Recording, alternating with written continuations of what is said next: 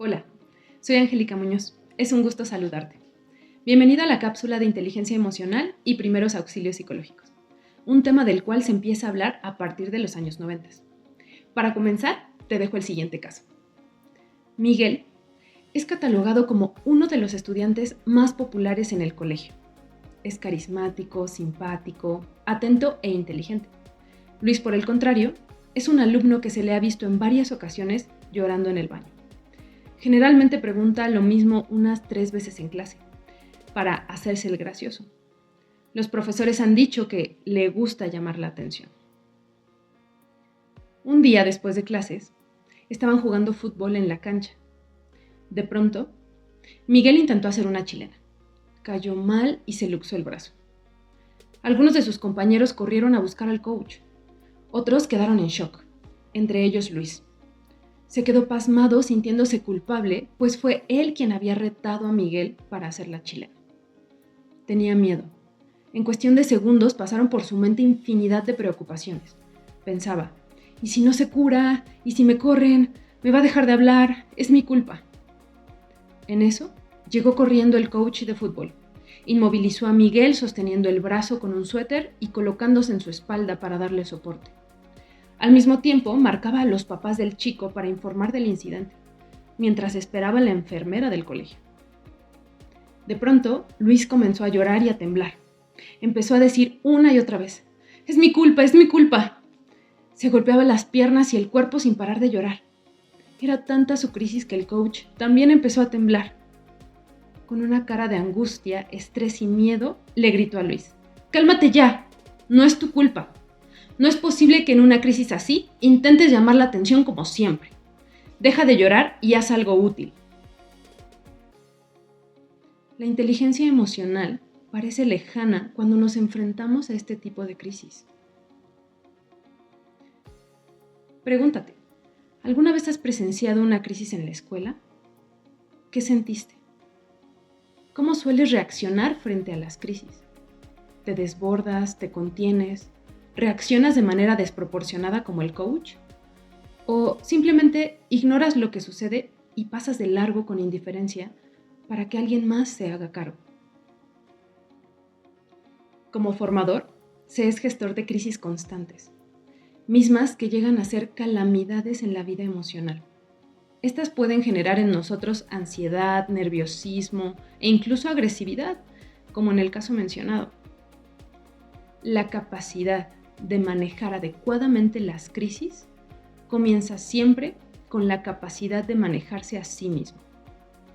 La inteligencia emocional juega un papel clave en la resolución de crisis.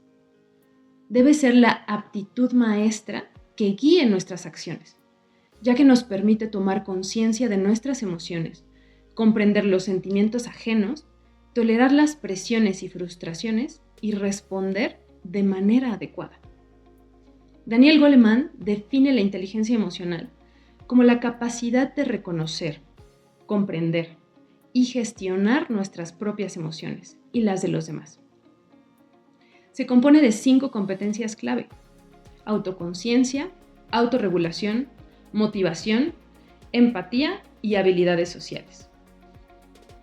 En esta cápsula nos enfocaremos en las primeras 2 habilidades, autoconciencia y autorregulación, con la finalidad de fortalecer tu propia inteligencia emocional.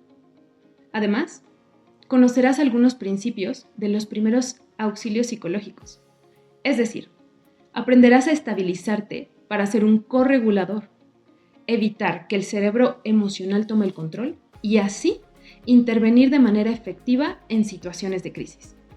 Comencemos. Como vimos en el caso de Miguel, el coach tuvo una reacción emocional agresiva. La respuesta de esta reacción se fundamenta en el cerebro. Cuando la tensión es alta, la amígdala, que es el sistema de alerta, puede tomar el control del cerebro pensante, el neocórtex. A esto se le conoce como secuestro emocional. En ese momento, la mente racional se vuelve ineficaz. Toma unos minutos para reflexionar. ¿Cómo bajas la actividad de la amígdala cuando estás en momentos de crisis? ¿Es posible intervenir en una crisis cuando uno mismo está desregulado? El primer paso es la autoconciencia. implica reconocer el estado emocional interno sin juzgarlo. El objetivo no es reprimir ni evitar sentir la emoción, sino observarla. Las personas que poseen esta capacidad reconocen las sensaciones de la emoción en el cuerpo e identifican el diálogo interno, es decir, no le dan vueltas obsesivamente a sus estados negativos, los observan con aceptación y sin juicio. En consecuencia, no tardan en salir de él. Responde lo siguiente. ¿Qué sientes en el cuerpo cuando ves a un alumno en una crisis de ansiedad? ¿Sientes un nudo en la garganta, tensión en las manos, vacío en el estómago? ¿Qué te dices en ese momento? Seguramente te preguntas, ¿y qué hago ahora? Lo primero es hacer una autoevaluación breve, como la que acabamos de hacer, para saber si puedo intervenir en caso de estar afectado por alguna situación. Hay que replantearse si se puede intervenir o bien pedir apoyo de un tercero para que lo haga. Entonces, primero autoconciencia.